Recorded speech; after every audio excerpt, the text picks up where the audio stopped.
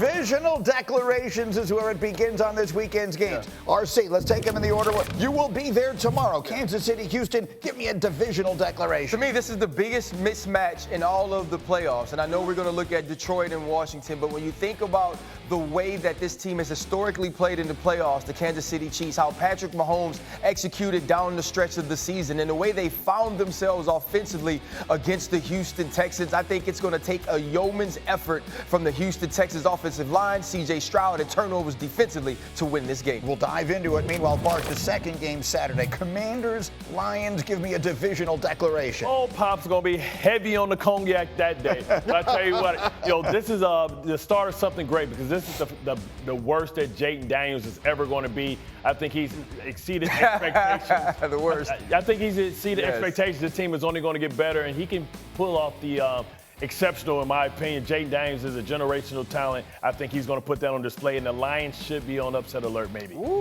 Graz. Speaking of which, let's go to a divisional declaration for the early game on Sunday, Rams and Eagles. I'm taking the Rams. I don't feel great about it. I think Matthew Stafford has a big game.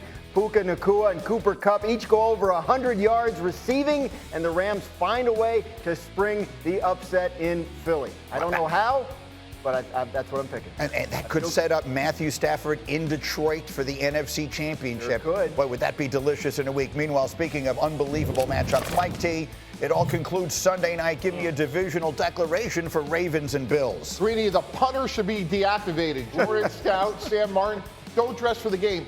Who's going to tackle Derrick Henry in this weather? They ran for 271 in the first matchup, and on the other side of the ball, Josh Allen at home, he's been unstoppable. I know they struggled running the ball in the first matchup, but you take away the run, the way this Bills offense has improved, to me, it's a high-scoring game with both teams struggle to tackle. Let's talk about what is at stake in this game, okay? Try and grasp what it is I'm telling you here, because I think this is an incredible statistic. The Buffalo Bills right now are first, and the Baltimore Ravens are second in the Super Bowl era for most wins over any 7-season span without making it to the Super Bowl. So just take that in for a moment. There has never been in the Super Bowl era a team that won more games than the Bills have won over the last 7 years. Can I make a point? Yeah. It's a Kansas City Chiefs stat. It is, but also, too, look at the quarterback of the other team that was up there. It was Peyton Manning. Right. A guy we were having these discussions about his greatness as it pertained to, equaling team success when it came to the Super Bowl. And so it shows you that you can still become an all-time great, still win the big game, even starting slowly as a team. Well, I've made that comparison with Lamar Jackson a million times. I mean, Lamar's got the two he has literally everything except for this. We all know what both these guys are missing. And you put it better than I could, so go ahead. When you define what is at stake for the quarterback. Yeah, this is a career-defining game before the legacy-defining game. Both of these quarterbacks had the exact same thing at stake. They've both been to AFC championships and lost to Patrick Mahomes. They've both shown you that during the regular season and in the playoffs at times that they could be great. But they haven't gotten the one thing that the best quarterback in football has right now, which is the championship. And so when these two face off, it's not about who's the MVP. It's about who shows up best for their team in that moment. And in winning this game, it gives you an opportunity to face the boogeyman, to face the one player that have kept both of you from reaching a point to where your name becomes immortal. And in order to do that, you have to beat, at least this year, the other best quarterback in football, and whether that be Lamar Jackson or Josh Allen. So that's the big picture, and we'll spend a lot of time this morning on the big picture. But let's start little picture. Dan Graziano, you are covering this game for us. There are two significant factors. One is Zay Flowers, and the other is the weather. Go. So Zay Flowers hasn't practiced this week. Missed last week's game with that knee injury.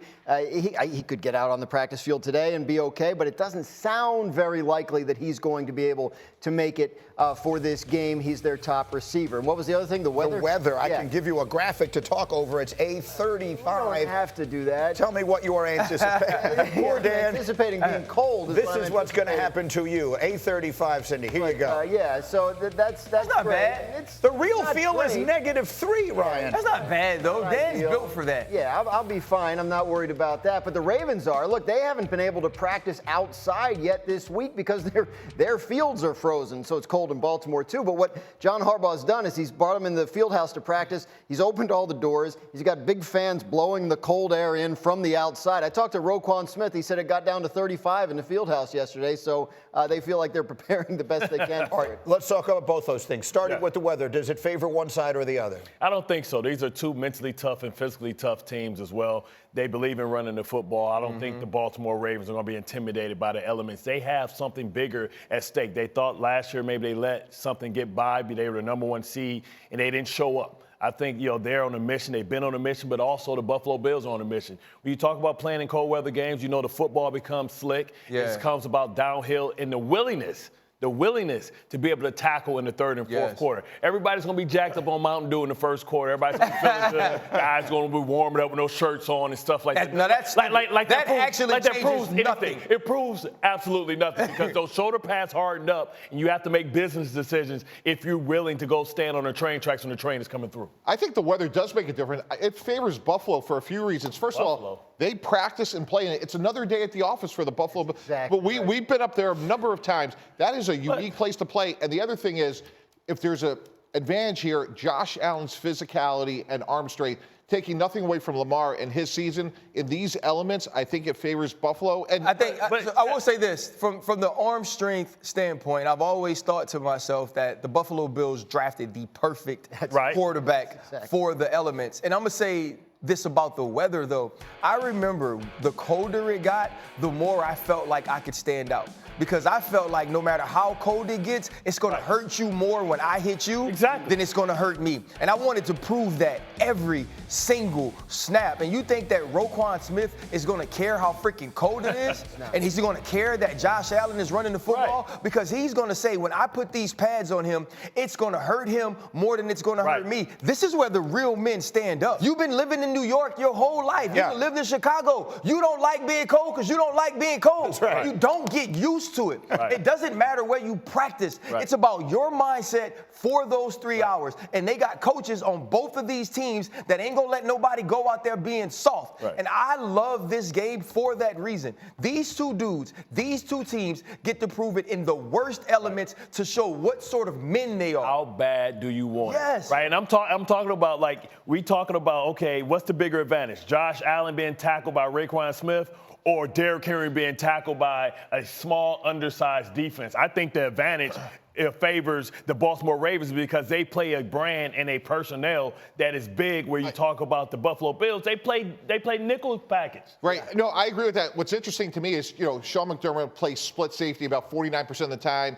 Last game, we know they ran for 271 yards against Buffalo, but this time they have Matt Milano back, Terrell Bernard, Tyron Johnson. No linebackers. And that, to me, that's the X factor in this game. How valuable are those linebackers? How much of a difference can they make in this game? Look, I'm going to play back everything Ryan said, like when I'm getting dressed on Sunday morning. I'm going to be fired up to go battle the cold. But listen, neither one of these teams cares at all about how cold it's going to be. They both have much bigger things in mind. The Ravens still remember how last year ended. They're talking about how this year's different. They've been through adversity and come out the other side, and they're fired up. The Bills are pissed off that Josh Allen's not going to win MVP. Like when that All-Pro team came out last week and it was Lamar Jackson first team, like that made them mad. I was talking to Spencer Brown, their right tackle, and he said, yeah, we noticed that. He said, this is the matchup everybody wanted. They're going to get it. So, and then he stopped talking and he said, nah, I'm not going to go any further than that. You'll see. But isn't